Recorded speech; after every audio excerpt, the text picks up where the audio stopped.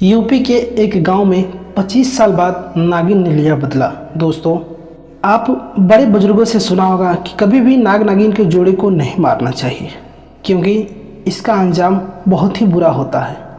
प्रिय दोस्तों, अगर गलती से भी नाग या नागिन मर जाए तो उसको जला देना चाहिए, क्योंकि आप फिल्मों और कहानियों में सुना होगा कि नाग या नागिन उसकी आंखों में देखकर पता लगा लेता है कि उसका कातिल कौन है, उसके नाग को किसने मारा है, और वो अपना बदला लेकर ही मानती है।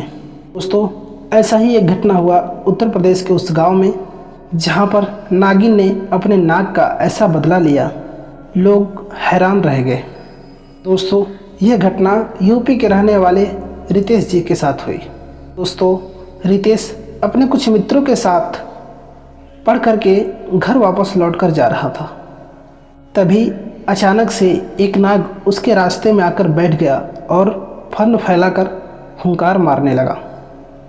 सांप का यह विशाल रूप देखकर बाकी के मित्रों ने उसका साथ छोड़कर भाग गए, लेकिन कुछ मित्र जो है वहाँ पर डटे रहे और रितेश को समझाने लगे, कहने लगे वापस चलो, ये हमारे लिए बहुत ही खतरनाक हो सकता है।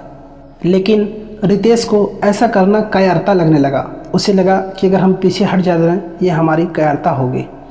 उसको गुस्सा लगा और एक बड़ा सा पत्थर लेकर उस सांप को वहीं पर मार डाला। रितेश इस बात से अनजान था कि उस नाग की नागिन यह सब कुछ देख रही है।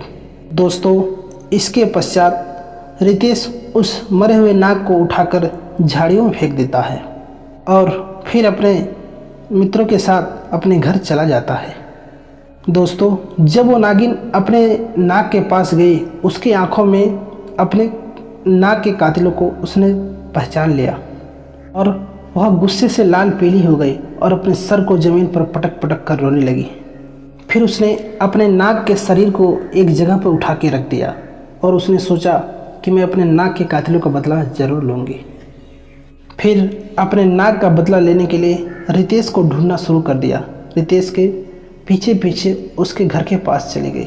नागिन जब रितेश के गांव में उसके घर के पास पहुंच गई तो वह अपनी मौसी के साथ एक कार के पास खड़ा हुआ था।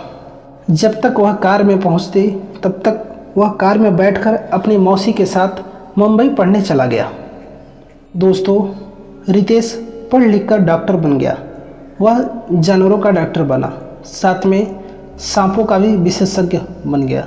दोस्तों, रितेश की माँ का शादी बहुत गरीब घर में हुआ था, लेकिन उसकी मौसी भागकर एक अमीर आदमी के साथ विवाह कर ली थी, जो कि मुंबई में बिजनेसमैन था। दोस्तों, उसने रितेश को पढ़ा लिखा कर डॉक्टर बना दिया, लेकिन उसके मौसी को कोई संतान नहीं थे। इस कारण से वह रितेश को पढ़ा लिखा कर डॉक्टर बनाया। दोस्तों, जब 25 साल बाद रितेश अपने गांव वापस आता है तो उसे देखकर सभी गांववासी उसका स्वागत करने लगे। सबका इतना प्यार देखकर रितेश काफ़ी प्रसन्न हो गया और अपने बचपन के दोस्तों के साथ एक पार्क में बैठकर पुरानी यादों को ताज़ा करने लगा। भी उसकी नज़र उस नागिन पर पड़ गई, जो कि पूरी तरह से जख्मी थी। उसके शरीर से रक्त बह रहा था। ऐसा लग रहा था कि वो किसी सड़क हादसे की शिकार हो गई।